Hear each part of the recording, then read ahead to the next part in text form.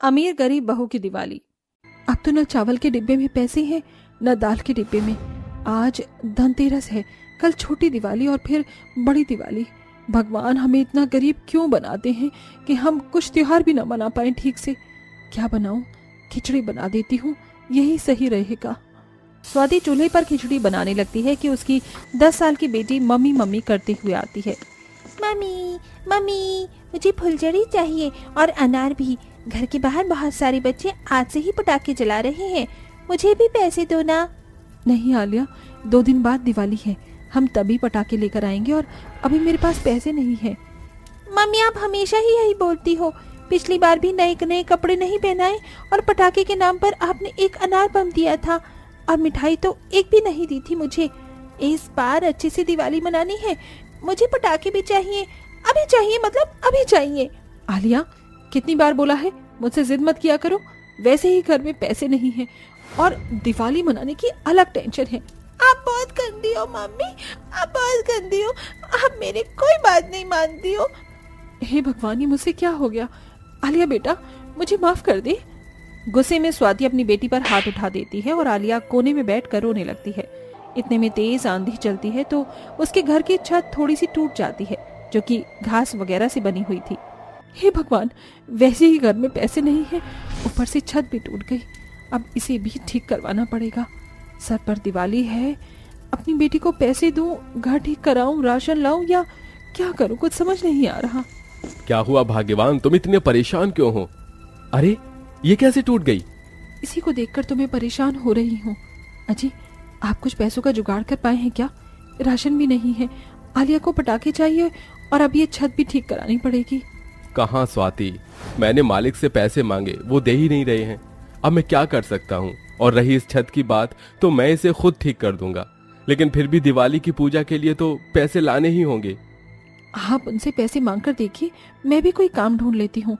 मैं हमारी बेटी को ऐसे परेशान होते हुए नहीं देख सकती। माफ कर दो भाग्यवान, मेरी वजह से तुम्हें और मेरी छोटी सी बेटी को परेशान होना पड़ रहा है। आलिया बेटे, रोते नहीं है, अपने पिताजी के पास आओ। पिताजी, मुझे पटाखे चाहिए, मम्मी मुझे बहुत डांटती है। अरे रो मत मेरी गुड़िया, मैं तुझे दिवाली के दिन पटाखे जरूर ला कर दूंगा। चलिए अब खाना खा लीजिए। फिर गरीब परिवार एक साथ बैठकर मजबूरी में खिचड़ी खाता है। अगली सुबह अशोक अपने घर की झोपड़पट्टी को ठीक कर देता है और काम पर चला जाता है। स्वाति अपने घर के बाहर जब झाड़ू लगा रही थी तो उसी के सामने अमीर बंगले वाली सोनिया अपने बंगले पर 6-7 मजदूरों से घर की पुताई करवा रही थी। अरे इतने धीरे धीरे हाथ चलाओगे तो काम कैसे निपटेगा? कल दिवाली है, जल्दी करो। अरे ये गरीब स्वाति, अभी बताती हूँ इसे। ओफो, मेरा घर कितना बड़ा है, 6-7 मजदूर होने के बाद भी काम खत्म होने का नहीं नाम ले रहा। ऊपर से इतना महंगा पेंट करवाया है, डेकोरेशन भी करवाना है, कैसे होगा सब? अरे स्वाति, तुम्हें तो कोई काम नहीं है तो मेरे घर आकर कुछ काम कर दो।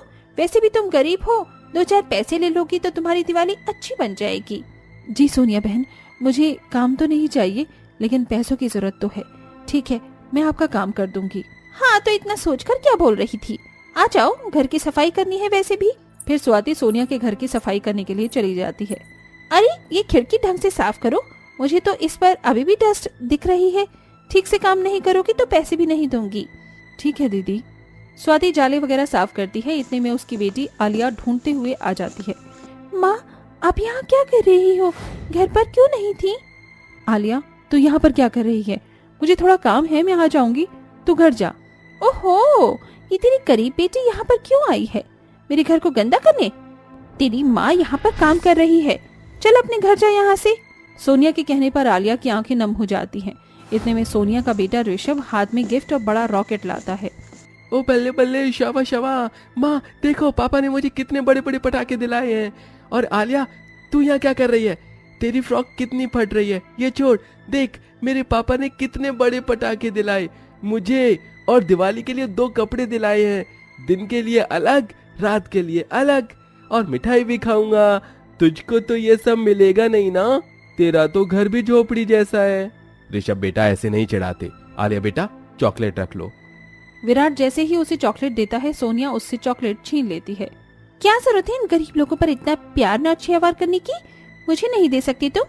फिर स्वाति के इशारा करने से आलिया अपने घर चली जाती है। सोनिया के घर सफाई करने के बाद सोनिया गरीब स्वाति को 500 का नोट देती है, जो कि उसके लिए बेहद कम थे। इससे वो अपने घर का राशन और पूजा का सामान ले आती है। ये क्या, मैं तो अपनी बेटी के लिए कोई पटाखा नहीं खरीद पाऊंगी। अब इस 10 रुपए से क्या होगा? सुनिए भैया, मुझे एक फुलझड़ी दे दीजिए। 10 रुपए का कोई पटाखा आता है क्या आजकल? 20 का है वो। भाई साहब दे दीजिए, आपकी बहुत कृपा होगी, कम से कम मेरी बेटी खुश हो जाएगी। ये तो मेरा दिमाग खाने लग गई गरीब कहीं की। इसे खराब पटाखा दे देता हूँ। ये लो। स्वाति खुशी से वो फुलझड़ी लाकर अपनी गरीब बेटी को देती है, जिससे वो खुश होकर उसे जलाती है तो जलती ही नहीं है। मम्मी, आपने मुझे बेवकूफ बनाया ना, ये खराब पटाखा देकर फुलझड़ी जल भी नहीं रही है। आप बहुत गंदी हो। आलिया फिर से रोती हुई चली जाती है। ये देखकर स्वाति को बहुत दुख होता है। कुछ देर बाद वो देखती है कि उसकी बेटी जमीन पर कुछ ढूंढती है और एक छोटे से लोहे को उठाकर कबाड़ी वाले को देती है। अंकल अंकल, इसके मुझे कितने पैसे मिलेंगे? अरे बेटी, तुम इसे बेचकर क्या खरीदोगी? अंकल, मेरे को फुलझड़ी जलानी है, वही लाऊंगी इन पैसों से। ये लो बेटा। आलिया कबाड़ी वाले से पैसे लेकर 2 फुलझड़ी खरीद कर ले आती है और बड़े प्यार से उसे जलाती है। ये हाँ, मजा आ गया, मजा आ गया। ये फुलझड़ी तो जलती भी है। अपनी बेटी को देखकर स्वाति खुश भी होती है, पर उसे एक दुख भी था। मैं कितनी बेबस माँ हूँ कि अपनी बेटी को पटाखे लाकर उसकी दिवाली अच्छी मनाकर खुश भी नहीं कर सकती। ये हाल हो गया है कि कबाड़ा बेचना पड़ रहा है। मम्मी देखो, मेरी फुलझड़ी जल रही है। आप लाइट वगैरह कब लगाओगे हमारे घर पर? देखती हूँ बेटी। अशोक को तब भी पैसे नहीं मिलते हैं। फिर जैसे तैसे गरीब परिवार लक्ष्मी माता के बिना बताशे रखकर पूजा कर बाहर आते हैं, तो वो ये देखते हैं कि कैसे अमीर परिवार और उसका बच्चा दिवाली के अतरंगी पटाखे जला रहे हैं।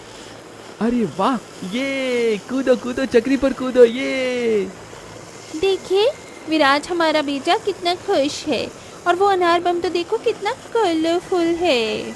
वैसे बहुत महंगे आए हैं ये पटाखे। फिर ऋषभ जैसे ही रॉकेट में आग लगाता है, वो रॉकेट ऊपर जाने की बजाय सोनिया के पल्लू में लग जाता है, जिससे वो बहुत डरती है। विराट उसकी कोई मदद नहीं कर पाता। इतने में स्वाति नलका चलाकर बाल्टी में पानी भरकर उस पर पानी डाल देती है और उसकी जान बचाती है। सोनिया बहन, तुम ठीक तो हो ना? थैंक यू स्वाति, आज मैं बाल बाल बच गई, वरना पूरे कपड़ों में आग लग जाती। और विराट, तुम खड़े खड़े क्या देख रहे थे? मेरी मदद नहीं की? माफ करना, मैं डर गया था सोनिया, पर शुक्रिया स्वाति जी, आपने मेरी पत्नी की जान बचाई, इतनी बहादुरी दिखाई। अजी, इसमें शुक्रिया कहने वाली क्या बात है? इंसानियत के नाते ये तो मेरा फर्ज था। ठीक है, हमारा शुक्रिया नहीं चाहिए तो कोई बात नहीं, पर मुझे माफ जरूर कर देना। कल मैंने तुम्हारी और आलिया के साथ बहुत गलत बर्ताव किया था, इसलिए तोहफे में नए गिफ्ट्स, नए कपड़े और पटाखे देना चाहती हूँ। मना मत करना। हाँ आंटी, मैं भी चाहता हूँ आलिया मेरे साथ दिवाली सेलिब्रेट करे। अरे भाई साहब, आप भी आइए ना, दूर क्यों खड़े हैं? ठीक है, आप कहती हैं तो जरूर। फिर सोनिया गरीब परिवार को नए तोहफे, पटाखे और मिठाइयाँ देती हैं। इसके बाद वो खुशी खुशी एक साथ दिवाली मनाते हैं। ये आप सभी को हमारी ओर से दिवाली की बहुत बहुत शुभकामनाएं। और हाँ, दिवाली अमीर गरीब दोनों लोगों के लिए एक समान खुशियों की सौगात लाती है, इसीलिए कभी किसी को नीचा ना दिखाएं। अरे राहुल, ये देखो, मेरे पिताजी मुंबई से कितने प्यारे प्यारे बम पटाखे लेकर आए हैं। तुम्हें पता है ये बहुत महंगे हैं। हाँ हाँ, महंगे तो होंगे ही। और तुम्हें पता है मेरे डैडी भी मेरे लिए रॉकेट लेकर आए हैं। बहुत ऊपर जाके फूटता है वो रॉकेट। चलो हम दोनों स्कूल के बाहर मैदान में अपने बम पटाखे फोड़ने चलते हैं। रौनक और राहुल दोनों ही अमीर परिवार से थे और वो दोनों अपने स्कूल के मैदान में जाकर बम पटाखे फोड़ने लगते हैं। अरे वाह, ये देखो, ये फुलझड़ी कितनी प्यारी है। अरे रुको, अभी मेरा रॉकेट जब आसमान में जाएगा तो सब लोग देखते ही रह जाएंगे। राहुल ऐसा कहने के बाद अपना रॉकेट जला देता है, जो आसमान में जाकर बहुत जोर से फूटता है। सभी बच्चे वहां पर आ जाते हैं और ये नजारा देखने लगते हैं। उनमें से ही 3 बेचारे गरीब बच्चे राहुल और रौनक को बोलते हैं, अरे वाह राहुल, ये रॉकेट तो मजेदार है, क्या मैं भी एक जला सकता हूँ? तुझे पता है ये कितना महंगा है? इतना महंगा है कि तेरी ये फटी हुई ड्रेस उतने पैसों में आ जाएगी। अरे इन बेचारे के गरीब माँ बाप इनको तो बम पटाखे भी नहीं दिलवाते। देखो माँ बाप पर मत जाओ, हमारे माता पिता भी ऐसे बम पटाखे हमें दिलवा सकते हैं। अरे गुल्लू की बच्ची, तू पागल हो गया है क्या? क्यों इतनी लंबी लंबी फेंक रहा है? अरे आज तो ये पक्का हमें मरवाएगा। देखना, कल मैं भी अपने पिताजी से कहकर बम पटाखे मंगवाऊंगा और मेरे पिताजी ने वादा किया था कि वो मुझे दिवाली पर नई ड्रेस भी दिलवाएंगे। दिवाली पर तेरे डैडी मुझे ढेर सारे कपड़े दिलवाएंगे, तुम्हारे पापा तो तुम्हें एक स्कूल यूनिफॉर्म तो दिलवा नहीं पा रहे आए, बड़े आए बम पटाखे खरीदने वाले। मैं जब चाहे अपने डैडी को कुछ दिलाने के लिए कह सकता हूँ। रौनक और राहुल अपने ही स्कूल के गरीब बच्चों के ऊपर हंसने लगते हैं। अरे बस करो, तुम अमीरों को तो बस दिखावा करना आता है, लेकिन दिखावे के बाहर भी एक असली दुनिया है। चलो, इन लोगों को हमारी बात समझ नहीं आएगी। अरे जाओ जाओ, चले जाओ, वैसे भी तुम्हारा यहाँ पर कोई काम नहीं है। रौनक की बात सुनकर राधिका, राजू और गोलू तीनों वहां से चले जाते हैं। स्कूल के बाद वो तीनों जब अपने घर पर जाते हैं तो वो अपने माता पिता से कहते हैं, पिताजी, आप हमारे लिए ड्रेस लेकर आने वाले थे ना, आप लेकर आए हो ना हमारी स्कूल ड्रेस? बेटा, दिहाड़ी करने के बाद मुनीम ने मुझे पैसे ही नहीं दिए और जो मेरे पास पैसे पड़े थे उनसे मैं सब्जी ले आया। अच्छा पिताजी, ठीक है, आप एक काम करो, मुझे थोड़े से पैसे दे दो, मैं बम पटाखे खरीदूंगा। मनमोहन थोड़ा सोच में पड़ जाता है और उसके बाद अपने बेटे से कहता है, पैसे नहीं है बेटा गोलू, तुम जाओ अपने दोस्तों के साथ खेलने चले जाओ। कोई नहीं खिलाता मुझे अपने साथ, सब मुझे ये बोलकर भगा देते हैं कि मैं गरीब का बच्चा हूँ। ये सुनकर मनमोहन को बहुत बुरा लगता है। देखो बेटा, हर दोस्त एक जैसा नहीं होता, तुम अपने दोस्त अच्छे अच्छे बनाओ जो तुम्हें तुम्हारी गरीबी के चलते तुम्हारी तुलना न कर सकें। मनमोहन ऐसा कहने के बाद आंगन में आकर लकड़ियां काटने लगता है। वहीं गोलू उदास होकर घर में ही बैठ जाता है। इधर राजू, राधिका भी अपने माता पिता से बम पटाखे जलाने के लिए पैसे मांगते हैं।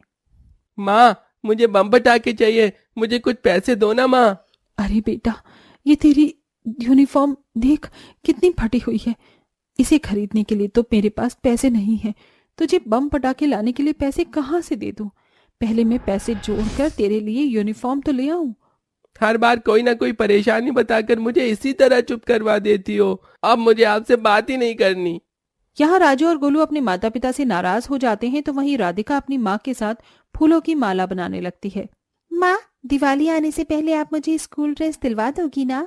बेटी, अगर माला का काम ऐसे ही अच्छा खासा चलता रहा तो मैं तुझे यूनिफॉर्म जरूर दिलवाऊंगी। राधिका ये सुनकर बहुत खुश होती है। ऐसे ही धीरे धीरे रात हो जाती है और वो तीनों गरीब बच्चे रूखा सूखा खाकर सो जाते हैं। अगले दिन वो फिर से फटी हुई स्कूल ड्रेस पहनकर अपने स्कूल पहुंच जाते हैं। इस बार स्कूल में टीचर पुरानी फटी हुई और गंदी ड्रेस वाले बच्चों को एक लाइन में खड़ा कर देती है, जिसमें गोलू, राजू और राधिका भी होते हैं। मैंने तुम्हें कितनी बार कहा है कि स्कूल में अच्छी खासी यूनिफॉर्म पहन कर आनी है। ये कितनी गंदी है और बस ये फटी हुई भी है। अपने माता पिता को कहो कि एक नई स्कूल ड्रेस लाकर तुम्हें पहना दे। मैडम, मेरी माँ ने कहा है दिवाली से पहले वो मुझे एक नई ड्रेस दिलवा देंगी। चलो ठीक है, जाओ तुम यहाँ से। गोलू, राजू, तुम दोनों का मुझे कुछ समझ नहीं आता। मैंने तुम्हारे माता पिता को कितनी बार कहा है। अब तो मैं उनसे डायरेक्ट बात करना चाहती हूँ। कल ही अपने माता पिता को स्कूल में लेकर आना, वरना स्कूल में आने की जरूरत नहीं है ये फटी हुई ड्रेस पहनकर। मैडम के कहते ही रौनक और राहुल दोनों ही जोर जोर से हंसने लगते हैं। कल तक बम पटाखे लाने की धमकी दे रहा था, अरे एक स्कूल की यूनिफॉर्म तो ली नहीं जा रही इन गरीबों से।